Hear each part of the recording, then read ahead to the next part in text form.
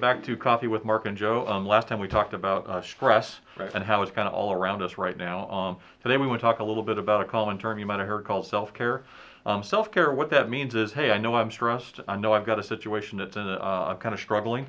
So how do I kind of manage that? And one of the reasons you want to manage that, you might have heard of cortisol, which is a stress hormone.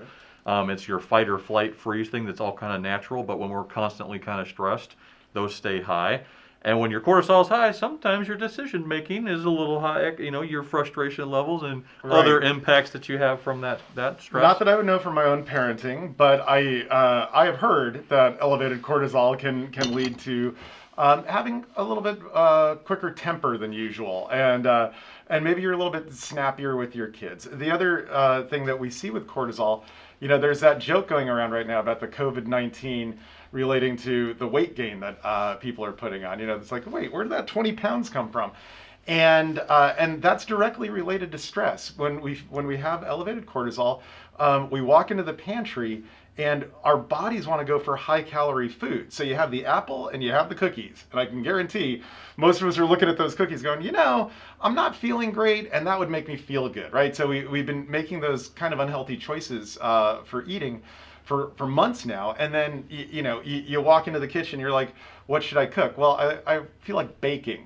And then, you get the smell of the stuff that's baking, and then we sit down and it's like, wait, I just baked a cake. Where did it go? I just nailed it. So some of the bad habits that can be related to like the stress hormone and that's running through you, which is a totally normal response. So if you know it's happening, one of the best things you can do is come up with some habits that take the place of walking to the pantry. And that is things like going on a walk. If you have a pet, go spend time with your dog and throw the ball in the park. If you need to take a break from your computer, completely disengage, get rid off of your device, that type of thing. Find a way to give your brain that break and let that cortisol level drop. It'll help you with your interactions with your family. It'll also help you with the not eating the Oreo and maybe eating the apple, but it does help your overall long-term health and your short-term health too, because you're able to think more clear. So having some habits. So I noticed some things on Facebook and Snapchat where people are joining walking clubs and things like that. Yeah, and even you had mentioned using your phone instead of social media just to make a phone call.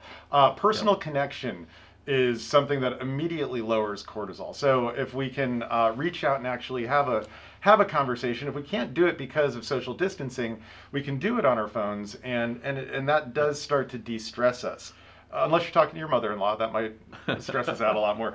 We've all heard about the breathing, advice. I think some people are breathed out at this point, and so you can kind of set that one aside. But if you're at your desk, it might even be something as stand up and stretch for 30 seconds. That will help you as well. I know, for me, sometimes of getting it from my desk, I'll actually find a place of, hey, I need to ask a question. So instead of texting or emailing, I'm going to walk around and ask that person. If you're stuck at home, it might mean, go get the mail or go do something just to give yourself that break.